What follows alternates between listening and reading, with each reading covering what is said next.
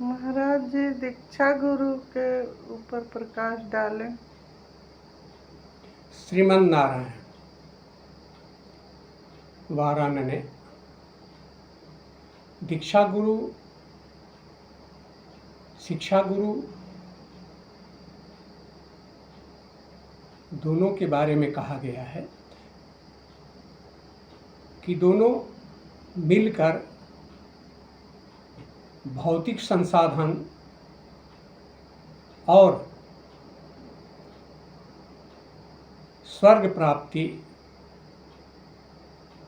तक ले जाते हैं। किंतु दीक्षा गुरु, जिसे आध्यात्मिक गुरु भी कहा जाता है, वैसे गुरु शब्द की व्युत्पत्ति जान लें। गु यानी गूढ़, अंधकारमय, रू यानी प्रकाश, अंधकार से जो प्रकाश में ले जाए उसे गुरु कहते हैं। अंधकार कई प्रकार के होते हैं।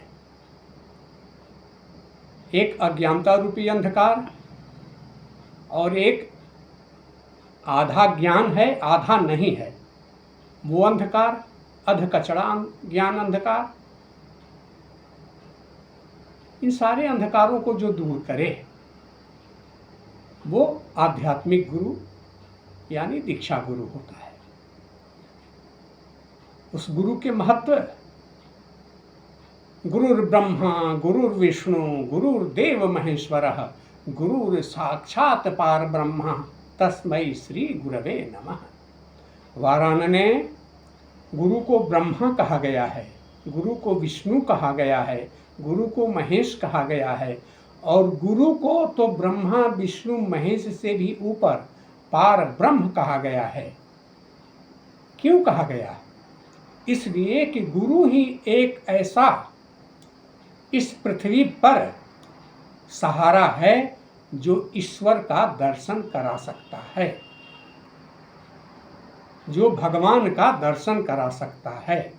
इसलिए गुरु सर्वश्रेष्ठ माना जाता है। एक तरफ भगवान खड़े हो, एक तरफ गुरु खड़े हो, तो बताया तो गया है कि पहले गुरु को नमन करें तब भगवान को। गुरुर गोविंद दोनों ठार, काको लागू पांव, बलिहारी गुरु आपने जो हरि दिन दिखाए।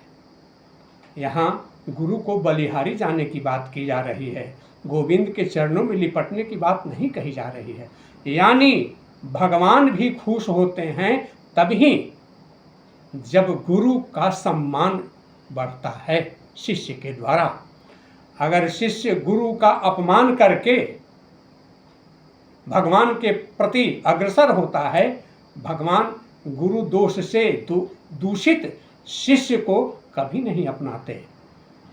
काकभूषुंडी जी के बारे में तो यहाँ तक कहा गया है कि शिव मंदिर में साधनारत थे, गुरु के आने पर उन्होंने गुरु के चरण स्पर्श नहीं किया। अहंकार में भगवान शिव की तपस्या करते, शिव की पूजा करते रह गए। भगवान शंकर बर्दाश्त नहीं कर सके इस अपमान को। उन्होंने कहा कि रे सठ, तुमने जब अपने गुरु का अपमान किया, जिस गुरु ने मुझ तक पहुंचने का मार्ग बताया, उसी गुरु का तुमने अपमान किया, तो तुम मेरे शरण में कैसे रह सकते हो? मेरे द्वारा किस प्रकार ऐच्छिक फल की प्राप्ति कर सकते हो? मैं तुझे शापित करता हूँ। भगवान शंकर ने शापित किया था काकभूषुंडी के किसी जन्म में। इसलिए गुरु को सर्वश्रेष्ठ मानना चाहिए। गुरु कभी कभी परीक्षाएं भी लेते हैं शिष्यों की, और शिष्य थोड़े से धन प्राप्त होने पर, थोड़ी सी बुद्धि प्राप्त होने पर अपने आप को गुरु से महान मानने लगते हैं।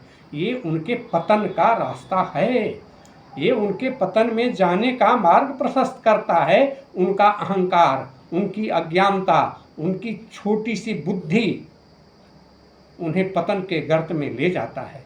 इसलिए कभी भी गुरु के समक्ष या गुरु के बारे में एक भी शब्द वैसा ना बोले जिससे आपके गुरु का अपमान हो या गुरु समाज में हास्य का पात्र बने।